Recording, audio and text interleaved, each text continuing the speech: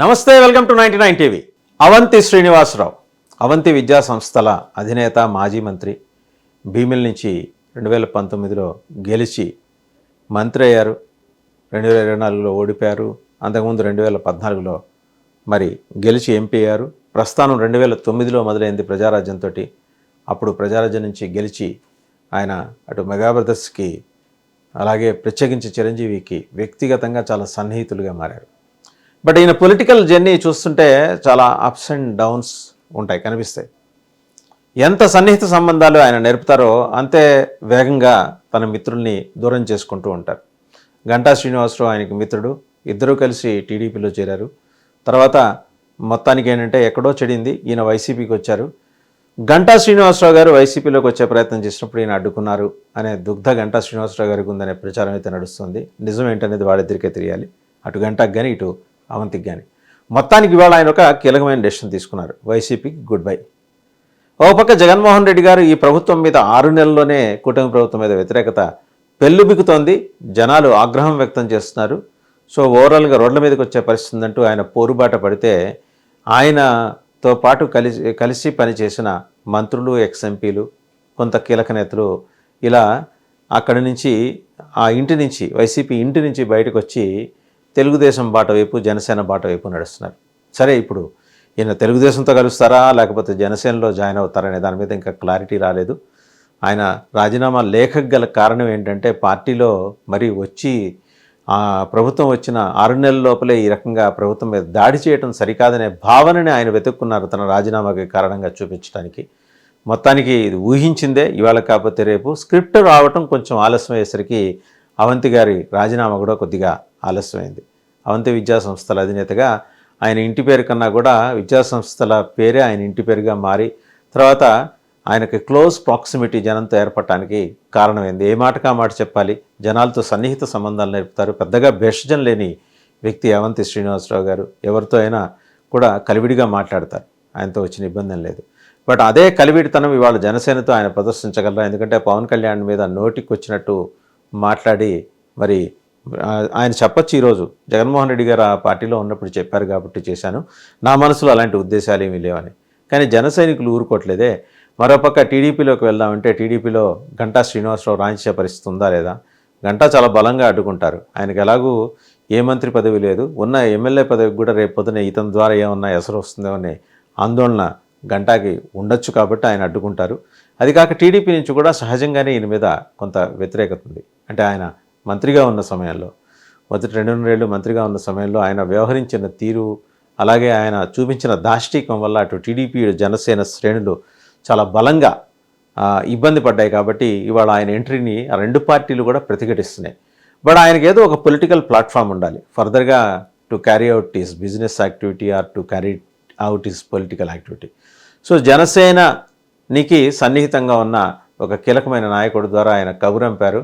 అయ్యా, జరిగిందేదో జరిగిపోయింది, పవనన్న క్షమించు, నేను వచ్చేస్తాను, నన్ను ఆదరించి హక్కున చేర్చుకో, మళ్ళీ నిన్ను వదిలిపెట్టి వెళ్తే ఒట్టని చెప్పేసి మరి ఆయన అవంతి శ్రీనివాసరావు గారు జనసేనాని పవన్ కళ్యాణ్ గారికి సమాచారం పంపించారు, సందేశం పంపించారు. మరి పవన్ కళ్యాణ్ ఎలా రిసీవ్ చేసుకుంటారనేది చూడాలి.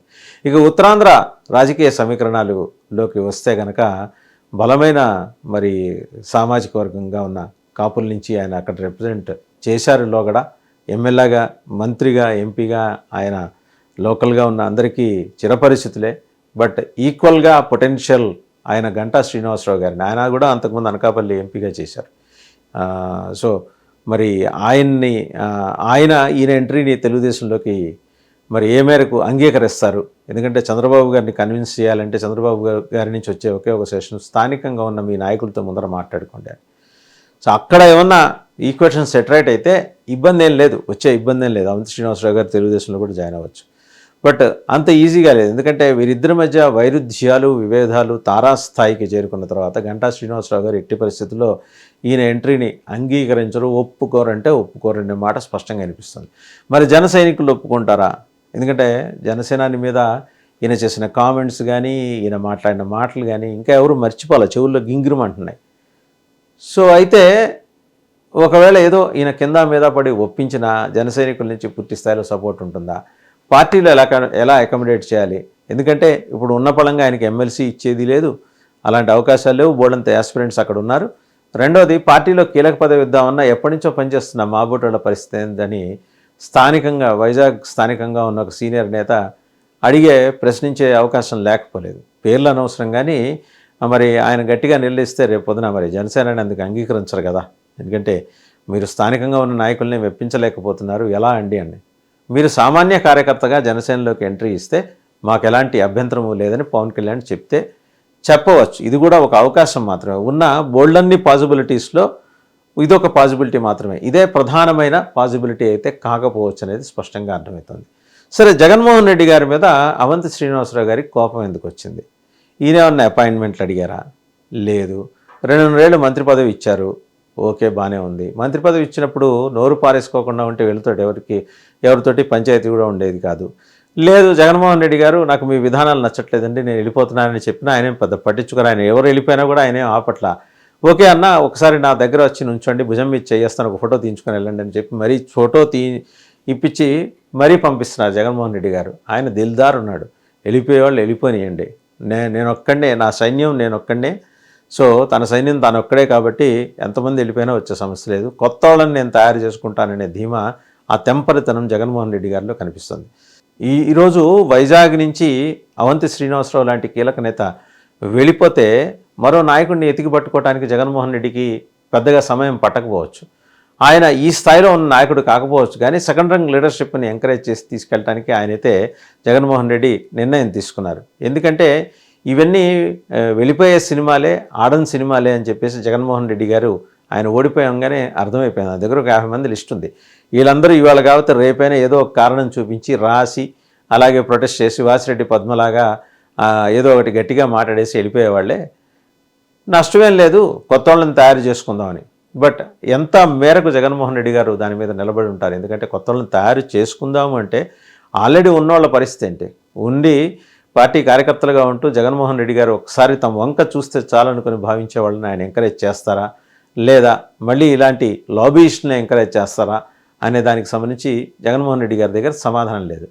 ఓవరాల్గా ఏంటంటే అవంతి శ్రీనివాస్ ఎగ్జిట్ అనేది పార్టీని ఒక కుదిపేస్తుంది. అలాగని ఆ పార్టీకి విశాఖపట్నం జిల్లాలో నాయకులు లేరని కాదు. బట్ జగన్మోహన్ రెడ్డి గారి ఈక్వేషన్స్ ఎలా ఉంటాయి, అవంతి లాగా అవసరమైతే నోటికి పని చెప్పగల నాయకులు ఎవరున్నారనేది ఇప్పటికే వైసీపీ జల్లడి పడుతుంట. చూద్దాం ఏం జరుగుతుందో.